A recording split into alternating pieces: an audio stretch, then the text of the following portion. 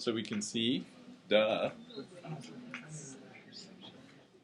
So we can see different wavelengths. But why 3 exactly? Why not 2?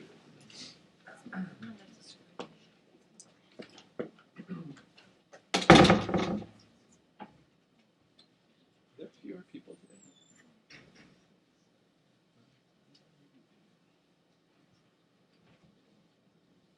Oh, you're all here. Okay. All right. So why 3 types of cones? So if you've got one type of cone, then you don't get color vision at all. So last night when I was up with the baby and we didn't want to turn on the lights because it was 3:30 in the morning and the 18-month-old should be sleeping through the night and I was completely grumpy with her.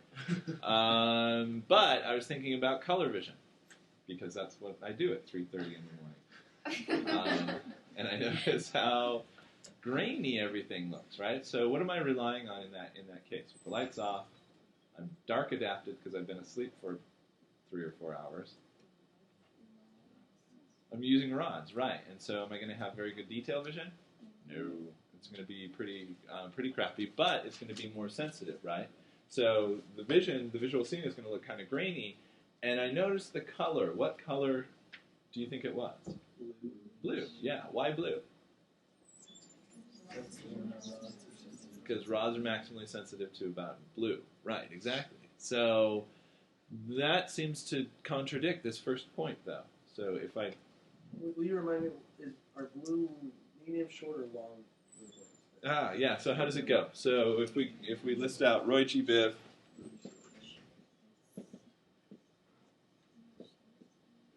red is around 700, right? And then violet was around 400. Should we know those numbers? Yes, you should. Got it. Yeah, that would be a good thing to remember for things like exams that are coming up. Yeah, so we can see, so visible light is between 400 and 700 nanometers. Red is on the longer end, right? Violet is on the shorter end. So the nanometers is a measure of distance. So really, really, really small distances. But it means that the violet has shorter wavelengths, red has longer wavelengths. So if we're looking for our 3 types of photoreceptors, we've got long, medium, and short, and then rods are in here, between medium and short. So they're sort of bluish. So because we have these other photoreceptors in conjunction with rods, and because we're using all 4 of them all the time, when we're just relying on rods, it appears to us to be blue.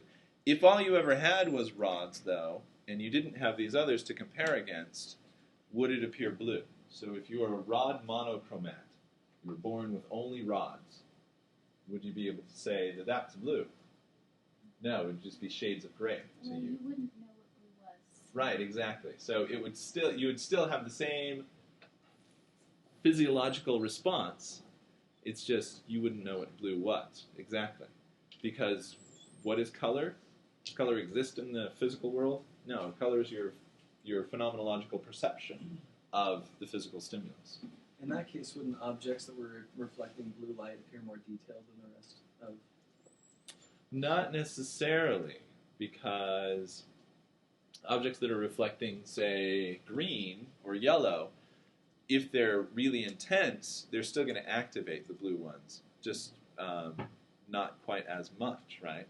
So you may have a yellow object and a blue object. If the yellow one is more intense than the blue one, then to you they're going to appear the same. This is called the principle of univariance, which I think we're going to talk about in just a second. So more on that in just a second. So yeah, so you have to have something to compare against, right? You have to have some memory of what blue is in order to be able to say, oh yes, with the lights off, everything appears to be kind of blue. So if we were to throw in another photoreceptor, then you have some color vision. So you can start to distinguish between different colors. More cone types produces more precise color vision. somebody sent me a link to, who was it that sent me that link yesterday? Is there anybody in this class? It was another class then. To a, gee whiz, isn't it cool kind of website where they had a story about in World War II, so out of 1940s, they knew about rhodopsin. They knew about different kinds of photoreceptors, and they also knew that rhodopsin, the pigment that's present in the photoreceptors that gets bleached when you're perceiving light, is derived from your diet, from vitamin A, in fact. And so there are different kinds of vitamin A. And so what they did is they had these sailors volunteer. I hope they volunteered. And they changed their diet. They left out regular vitamin A, and they gave them a different kind of vitamin A that shifted their long wavelength cones to perceive more infrared, so that their vision actually changed so that they could see longer wavelengths with these different cones. So they replaced their normal rhodopsin with different rhodopsin so that they could see long wavelengths. Why could they really see infrared? They abandoned the project before very long because they developed a machine that would night vision essentially that allowed them to see infrared. But the preliminary data indicated that they could start seeing other things that they could. I don't know. It wasn't very detailed. I'm sure you could look up the original report and figure it out. I can forward the link on to you. Sweet, that'd be like night vision. Yeah, exactly. It would be. So, yes, you'd have to maintain it. You'd have to avoid all regular vitamin A. So it would be pretty difficult to do. But in theory, you could do it. So you could change your vision, change your visual perception, just based on your diet, which is kind of sci-fi. All right, so the more cone types that you have, so if you had a fourth cone type, you'd have more precise color vision. So many animals, birds, and fish have 4, maybe more cone types, and their color vision is very different from our own. So back to this question, though, why 3 types of cones? So if you know that the medium wavelength cones, so our green cones, are firing at 100 spikes a second or something like that. So you know the firing rate for this cone, for this photoreceptor. What does that tell you? Well, it actually could tell you a number of different things. It's kind of indeterminate. So one receptor type can't lead to color vision because absorption of a photon causes the same effect no matter what the wavelength is. So you're maximally sensitive to one wavelength, but if you have other wavelengths that are impinging on the photoreceptor, then they could potentially lead to the same result. So for example, say we have one pigment. What is this? This is between 5 and 6, so this is our medium wavelength photoreceptor that is maximally sensitive to wavelengths of 550. So if you have 1,000 photons at 550 or 1,000 photons at 590, then you're going to get a response of, a maximal response, we're going to scale it to 100. So a maximal response of 100 hertz, 100 spikes a second or something like that, versus 50 spikes a second for 590. So you get the best response for your preferred wavelength, but you also respond to wavelengths that are off a bit, so 590, etc. So with one photoreceptor type, 2 wavelengths of light might produce different outputs, is sort of the point. So you're going to get more of a response to your preferred wavelength, but you're also going to respond to other wavelengths that are close by. If, however, you have 2 wavelengths, but this one is twice as intense as that one. So if you have 1,000 photons, then you're going to lead to 100 responses, 100 hertz firing rate. Or if you have 2,000 photons of the other one, it's twice as intense, and so normally at the same intensity it's going to lead to half the firing, but at twice the intensity it leads to the same amount of firing. So if all you know is the firing rate coming from this photoreceptor, you don't know if it's your preferred color, your preferred wavelength, and less intensity, or a non-preferred wavelength and more intensity. You can't tell the difference between those two. So in a monochromatic system, it only has one type of photoreceptor. If you have different intensities of light, they'll appear the same shade if you're hitting right exactly that. Right, exactly. So notice also, where's my pointer? Notice also that you can have this wavelength here that's going to lead to the same firing rate. So you can have two different wavelengths, same intensity, that are going to lead to the exact same firing rate, and you're not going to be able to tell the difference between what's going to be more red and what's going to be more blue down here. So they're going to appear exactly the same to you. So if you're colorblind, then you're going to mix these two up. And that's what red-green color blindness is, essentially, is that you're unable to distinguish between red and green. You can distinguish between red and blue because you've got two photoreceptors that give you some information, but that third one doesn't. So if you're a complete monochromat, this is the way that the world looks to you. So if you look at Libby's sweatshirt, any guesses what color that sweatshirt is? Pink. With princesses on it? Yeah, it's going to be pink. But my sweatshirt and Kelly's here, mine's gray, okay. Green? Blue?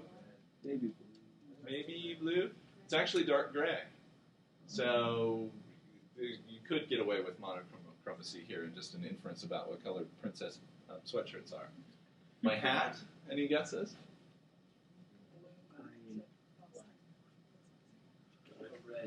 No, I would never wear a Red Sox hat. Silly. It's orange. It's an Orioles hat. Give me some credit. All right, so there are different ways that... So we need these different photoreceptors in order to be able to distinguish different colors, is the point.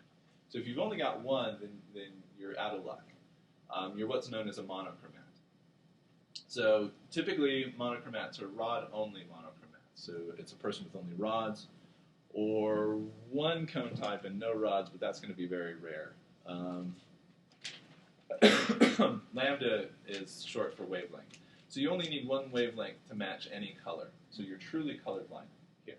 So basically the idea is if you have a color swatch and you've got a light of a specific wavelength and you can adjust the intensity of that light, you only need one light. You only need one wavelength in order to be able to match any color patch. You just adjust the intensity, and that's going to adjust basically the grayscale values. Is there anything else in the, like with the ganglion cells or receptors that can also cause monochromatism? Yes, further up in the processing stream. So if you have cortical damage, so there are cortical areas that if you damage them, then you can no longer perceive color. Maybe. There are a couple of case studies that indicate that this is in fact the case. So you have cortical monochromacy, but I don't know of anything going wrong with like ganglion cells or anything between the eyes and the cortex that would cause that. There's an Oliver Sacks book. I think the book is called The Island of the Colorblind. Has anybody heard of this? There's at least a chapter in one of his books called The Island of the Colorblind, where he talks about an island in the Pacific where the indigenous people have a high incidence of rod monochromacy, and they basically hang out in the dark most of the time. Why would you want to hang out in the dark if you're a rod monochromatic? See better? You see better in the dark, right? Exactly. The bright light is too bright for you because you don't have any cones to rely on in that case, and so they don't like the light very much. A dichromat is a person with two cone types. So in that case, in order to do the color matching experiment, you need two wavelengths of light to match anything. You can't do it with just one. You've got poor color differentiation. This is the most common kind of color blindness. So you're just missing one of your cone types. You also see a condition called anomalous trichromacy, where you need three different wavelengths. So you've got three different kinds of cones. It's just one of your cones is different than the rest of the population, or the other 85% of the population that has good color vision. Not good color vision. The same kind of color vision. How about that? Give a label-free, or a value-free label to it. So anomalous trichromats have good color differentiation. They can see colors, and they can differentiate between colors, but their color perception is different than normal color perception, than most trichromats. Yeah. How do you even know that? Like how would they even know that theirs was different from someone else? Oh, this is a great question. Any ideas how you would figure this out? Josh? They'd probably call shades differently. They'd name shades differently than you would. But if they're looking at something that I call like purple, They're gonna like to call it them that's purple. their purple, so they think it was purple. Right, that's going to be consistent. So there's this philosophical thought experiment where I could have an inverted spectrum from you. So the experience that you call red, I might see the same thing. So if I had that same experience, I might call it green. So what you see as red, I see as green, and what you see as green, I see as red. We've just flipped the labels. So the labeling doesn't actually matter in that case. So we're going to have the same labels for everything. It's just our experience is going to be completely different. So if I've got a constant experience, then the labels should be all the same. So the labels might not help us in that case. It's kind of important. How else might you get at this, Justin? Could you measure like how the nerves are firing? Comparison with like people with Yes, or but without? not really non-invasively. So you're going to have to use electrodes and stick them into their brains or into their eyeballs and see what's going on. People aren't going to really go for that. Any behavioral ways that we could figure this out? The electrophysiology would work though. It's just we can't really do that and call ourselves ethical. Let's say if they, no, because they still have two cone types in there. Justin? Well, I've heard that like certain colors are more noticeable, like yellow or red, like stand out more. Do they do stuff like that, where is there a way to kind of test if, like when they see blue, it's standing out, like when I see red? Oh, okay, so maybe like look at the Purkinje shift as you dim the light conditions that you shift from. No, because Purkinje shift relies on the difference between rods and cones. Possibly you may be able to see, although the dimming the light conditions wouldn't actually lead to it. Could you do that one where you change the color lights to match and then see what wavelengths they're using to match with? Yeah, exactly. Yeah, so for most of the population, so 85% of the population has what we're going to call normal color vision, or normal trichromacy.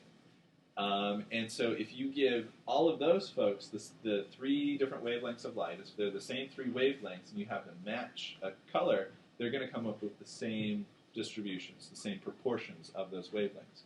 An anomalous trichromat is going to come up with a different proportion from everybody else. So behaviorally, you can figure this out just based on this color matching experiment where you're seeing what wavelengths, how much of which wavelengths do they need in order to match these things. And for most people, that's going to be the same, as long as the wavelengths are the same. But if you give the same wavelengths to an anomalous trichromat, it's going to be different.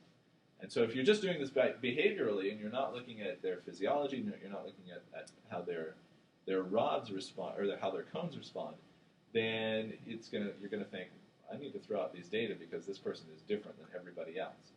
But if you keep seeing it again and again, then maybe it might lead you to believe that, hey, maybe there are people who have an anomalous trichromacy. Yeah, good idea. Is this the same type of thing that the sailors would then experiencing when they have a slightly different cone? Would that fit under that category? Yep, yeah. So if you change your diet, then you're going to have a different experience, and your log wavelength cones are going to be firing differently, and so you're going to need a different proportion of long wavelengths in order to match these lights.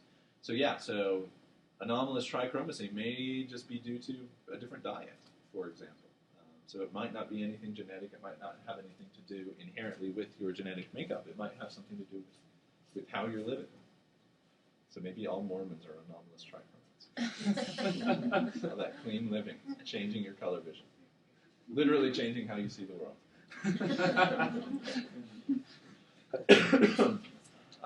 Unilateral dichromats is very rare. So this is the case where you have normal vision in one eye and color blindness in the other eye. So how would we know that this exists? Lose an eye. Okay. Or, I mean, if you have unilateral dichromacy, would you know?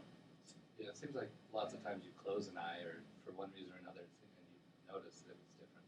Right, so the world looks different. Your shirt looks a different color in this eye than this eye. Is that normal?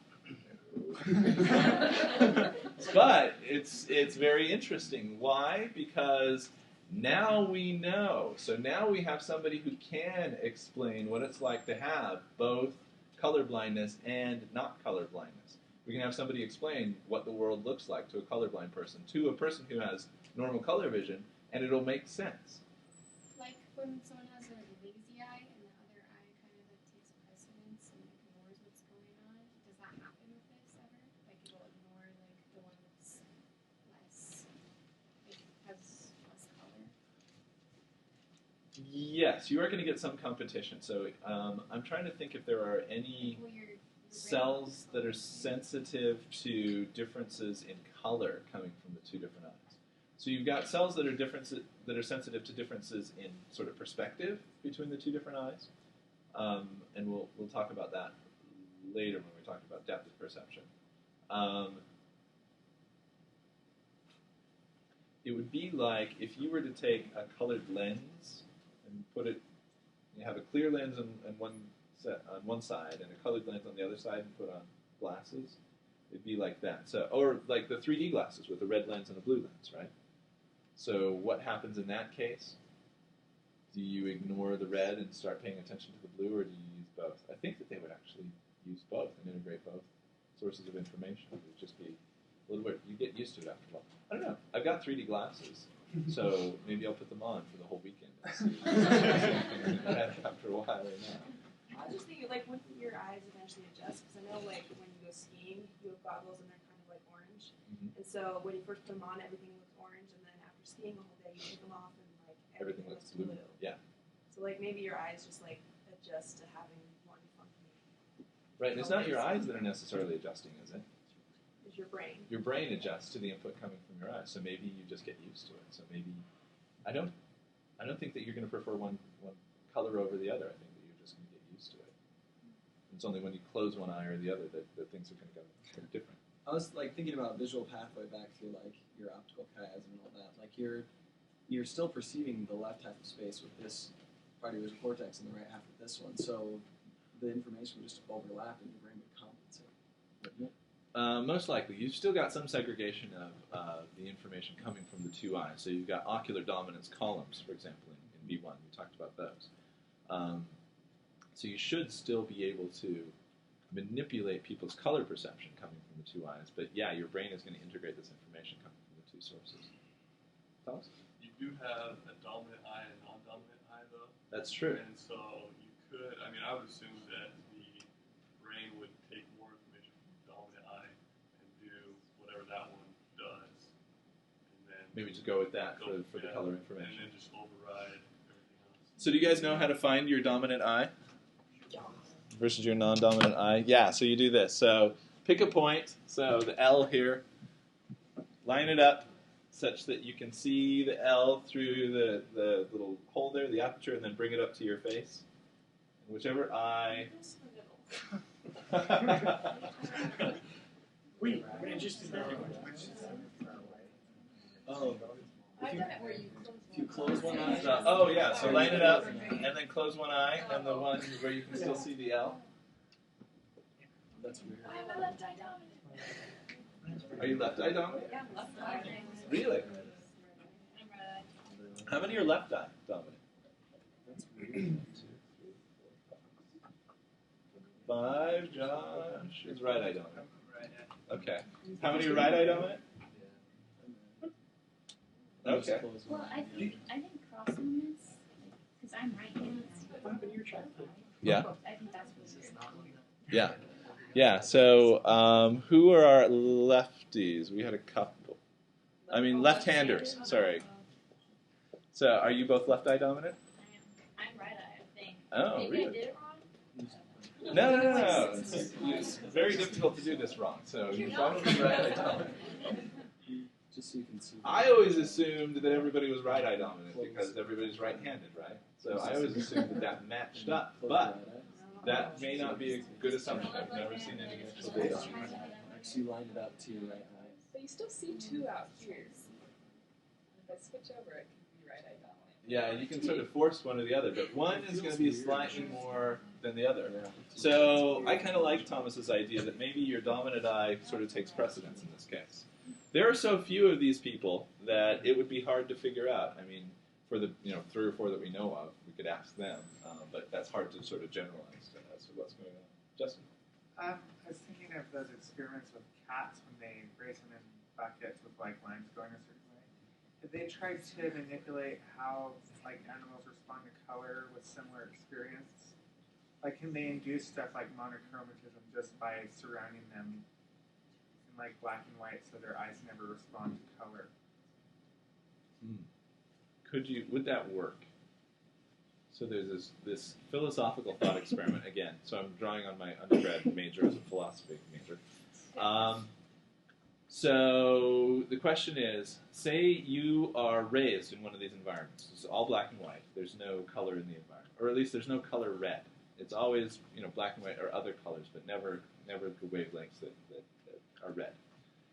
And you become an expert on color. You get fascinated by color. So you read everything that you can about color. And so you get your doctorate in color vision. And then you go out in the world and you experience for the first time red. So you were an expert before, but now you've had the actual physical sensation of red. Have you learned anything new? Is that possible, or is that a stupid question? I think the way I asked it sort of indicates my bias, doesn't it? It's a stupid question. Why is it a stupid question? Why should I be upset and demand my tuition back for that class where we talked about this thought experiment ad nauseum for like an entire semester? A little passionate about this. I'm not bitter. No. All right, so if you're raised in a black and white environment, what is white? All the colors. White is all the colors, right? So have I activated my long photoreceptors if I'm seeing white light? Yes. Yes. So I have experienced red. I've just experienced it in conjunction with all of the other wavelengths. So it's not that you can take this wavelength out entirely. If you were to do that somehow and never activate this photoreceptor, well, then maybe that might be a more interesting kind of experience. So if we could somehow do that with cats and never activate their photoreceptor. So, mice. I don't know, do mice have good color vision? I don't think they do. Shoot. I was going to suggest a transgenic mouse, right? So maybe in some optogenetics or something like that, where we can turn off the long photoreceptors and then maybe turn them on and then see what happens. The problem is that if you're lacking a photoreceptor, if this is never firing and you're developing a visual cortex, what do we know about a lack of input into the visual cortex? Yeah, you never get any cortical representation for that, right? So if you have one eye closed during the critical development period, and then you open it after 3 months, what happens to the information from that eye in the cortex? Does it get there? Does it get any representation? No, it doesn't. So the problem is that visual cortex is going to assume, oh, this one doesn't work, so I'm only going to pay attention to these.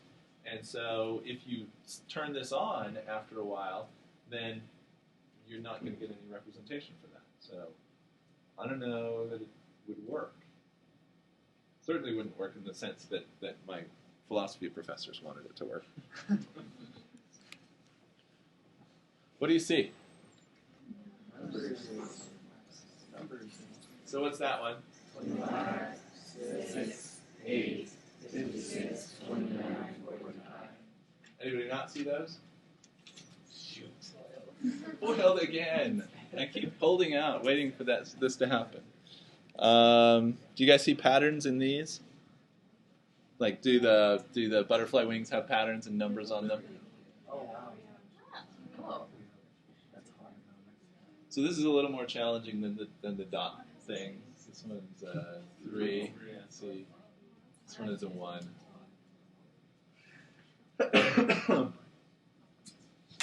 How about here? No. 110.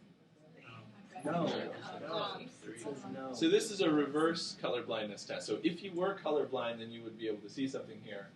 Since you're not colorblind, you don't see anything. Yeah.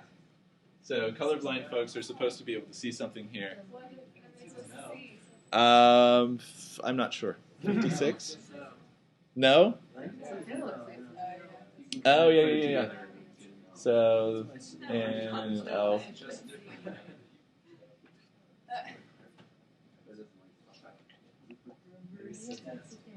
Yeah. This is making like colorblind folks to feel better about themselves, I guess. That they can see something that the rest of us can't. All right, so there are possibly, so we've talked about rod monochromacy. So this is the island of the colorblind. So this is the typical kind of monochromacy. It's complete monochromacy, meaning that you've got no cones at all. It's total color blindness. You can have other kinds of monochromacy where you have short cones only. This is going to be incomplete achromatopsia. So this is going to be incomplete color blindness. You're still going to have rods going on as well. So you've got one kind of cone and rods. And so you have limited color vision. But during bright light conditions where you're not really relying on your rods very much, you are going to be effectively a monochromatic.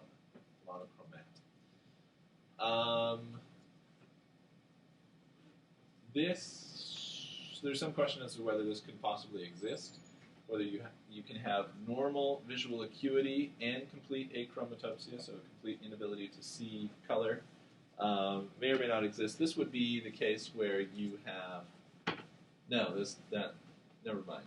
This is the case where you have brain damage. So this is atypical achromatopsia, so you have damage to the visual processing region that processes color. So you used to be able to see color, you have a stroke, now you can still see shape, you can still identify objects, you just can't identify colors, or you can't see or perceive colors. It used to happen like if you play sports or something and you get hit on the head, and there's like usually a couple seconds or even like a minute or two where you can't see color. What is happening there? That's called a mild traumatic brain injury. Oh. And you damaged your brain. And you've damaged your brain, essentially. It comes back. At first, if you keep doing it, it doesn't. So monochromacy is a very rare hereditary condition, usually unless you've got acquired or atypical achromatopsia. So this is the case where you've got only rods and no functioning cones. You're able to perceive white, gray, and black tones. You're very sensitive to bright lights because you're relying only on rods. So the book is called The Island of the Colorblind. I was right. So it's heritable and the norm in some small populations, so some small inbred populations. I forget why I threw these in here. I think that they were done by a person who had acquired monochromacy, achromatopsia. So this is his idea, his version of the world. This is his depiction of what he sees. All right. More common is dichromatic color blindness. So this is where you have two types of cones, and I should shut up. And you're missing one. So this is a good place to stop, actually. So we'll pick up next time. We're talking about the different kinds of color blindness and their incidence and what they actually look like.